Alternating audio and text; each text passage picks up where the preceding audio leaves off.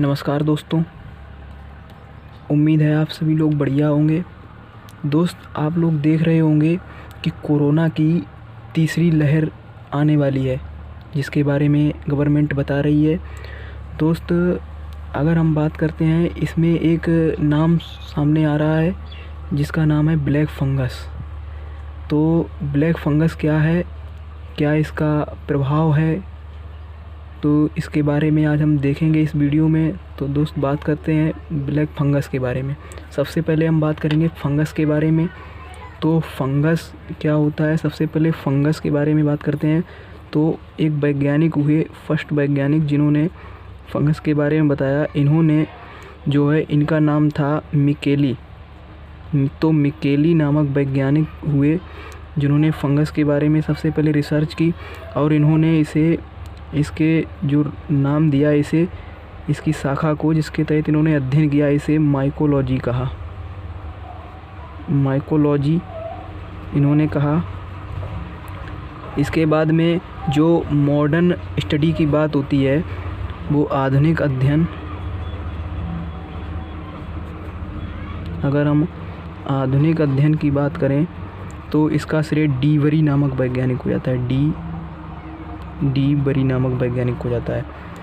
तो आगे देखते हैं दोस्त, अगर फंगस की बात करें तो ये फंगस जो होता है नॉन क्लोरोफिल होता है, नॉन क्लोरोफिलस होता है। इसमें क्या होता है, इसमें जो होता है क्लोरोफिल, ये क्लोरोफिल रहित होता है। अगर ये क्लोरोफिल रहित होगा तो ये क्या करेगा, इसमें क्लोरोफिल नहीं होगा। अगर क्लोरोफिल नहीं होगा तो देखा होगा आपने, क्लोरोफिल की उपस्थिति में जो होता है प्रकाश संश्लेषण द्वारा पौधे अपना भोजन बनाते हैं। तो इसमें क्लोरोफिल नहीं होगा तो ये अपना भोजन कहाँ से प्राप्त करेगा। तो भोजन की बात करें तो ये कहाँ से प्राप्त करता है, जो मृतोपजीवी होते हैं, मृतोपजीवी कामा जो मृत पदार्थ होते हैं, डेड सब्सटेंस होते हैं, जो मृत पदार्थ होते हैं, उन पदार्थों से ये अपना भोजन प्राप्त करता है। आगे बात करते हैं, इसमें कुछ ऐसे आपने देखा होगा, कुछ जो फंगस होते हैं वो हमारे लिए लाभदायक होते हैं। तो हम बात करते हैं लाभदायक फंगस। लाभदायक तो देखा होगा आपने एल्कोहल निर्माण में, एल्कोहल निर्माण में, कामा जो अपने कभी कभी भोजन के रूप में, जो फूड भोजन में, तथा पेनिसिलिन के निर्माण में भी फंगस का प्रयोग किया जाता है। पेनिसिलिन दवा में भी इसका प्रयोग किया जाता है। दोस्त, आगे बात करते हैं, इसमें कुछ हानिकारक होते हैं, हानिकारक फंगस होते हैं।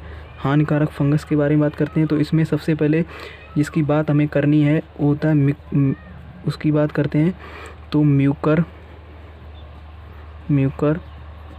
माइसिटिस फंगस, इसी के बारे में हमें आज चर्चा करनी है। तो ये क्या होता है, ग्रुप ऑफ जो मिकर माइसिटिस फंगस होता है, ये ग्रुप ऑफ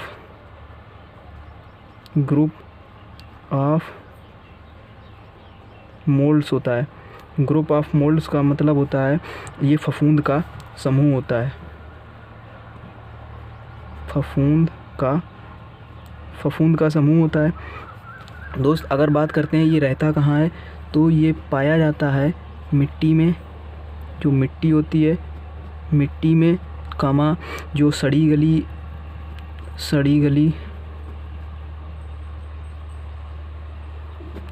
वस्तुओं में जो है ये रहता है। इसके बाद अगर बात करते हैं कि किसे प्रभावित करता है, तो सबसे पहले बात करते हैं किसे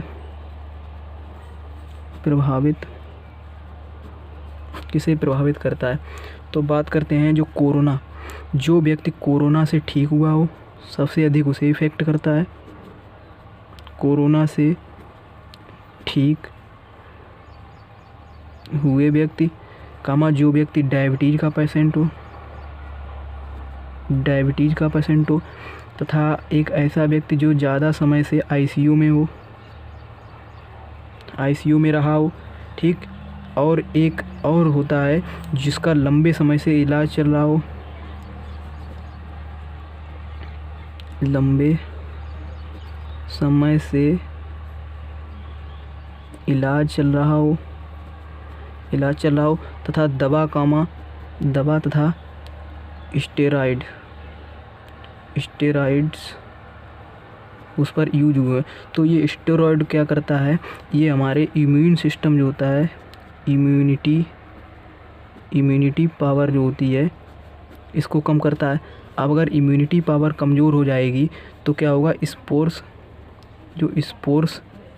स्पोर्स या इनहेलेशन के द्वारा जो हमारे शरीर में स्पोर्स द्वारा जो ब्लैक फंगस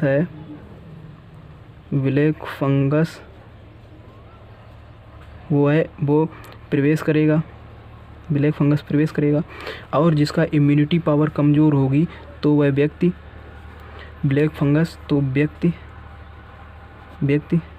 ग्रसित हो जाएगा। जिसका इम्यून सिस्टम कमज़ोर होगा, ऑटोमेटिक बात है, वो जल्दी ग्रसित हो जाएगा।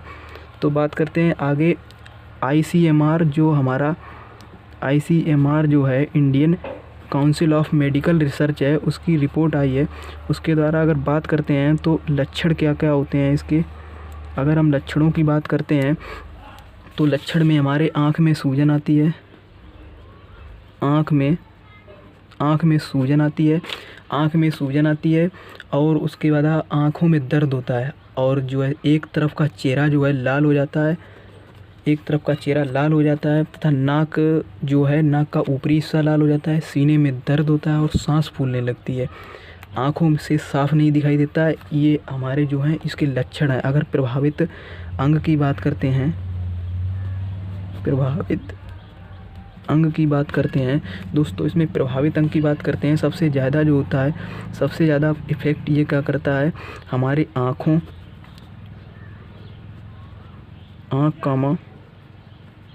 आँख मस्तिष्क पर, साथ ही साथ फेफड़ा तथा किडनी पर भी करता है ये इफ़ेक्ट।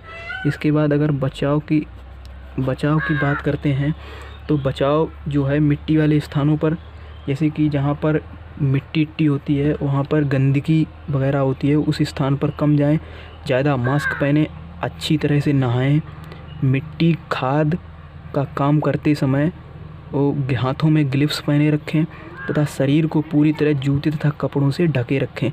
अगर उपचार की बात करते हैं तो दोस्त इसमें उपचार क्या होता है, एंटीफंगल जो मेडिसिन होती है, एंटीफंगल मेडिसिन का उपयोग किया जाता है।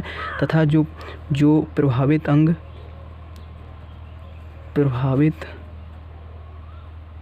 होता है, अंग प्रत्यर्पण, मतलब अंग ट्रांसप्लांट, यानी कि प्रभावित अंग की सर्जरी, यही एकमात्र उपाय होता है।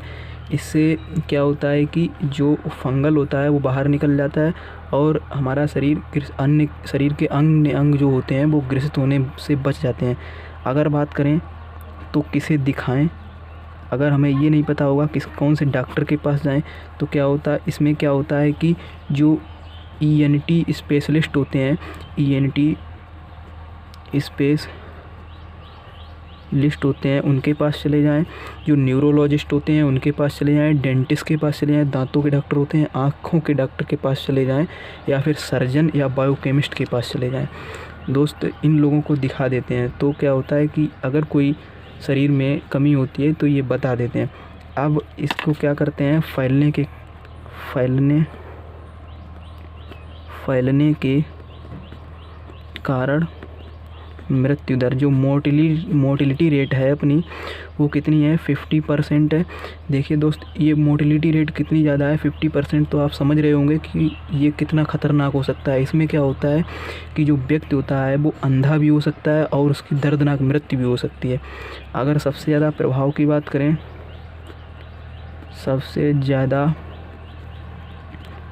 बात करें, तो ये गुजरात और महाराष्ट्र में देखने को मिला। गुजरात महाराष्ट्र में सबसे ज़्यादा देखने को मिला। साथ ही साथ दिल्ली, यूपी तथा कर्नाटक में भी ये देखने को मिल रहा है। दोस्त, ये हमने ब्लैक फंगस के बारे में, माइकोसिस के बारे में बताया। दोस्त, यदि वीडियो अच्छा लगा हो तो लाइक कीजिएगा, तथा यदि आप हमारे चैनल पर नए हों तो हमारे चैनल को सब्सक्राइब कीजिएगा तथा बेल आइकन प्रेस कीजिएगा, क्योंकि नेक्स्ट वीडियो की नोटिफिकेशन आप तक पहुंचता रहे। थैंक यू, धन्यवाद।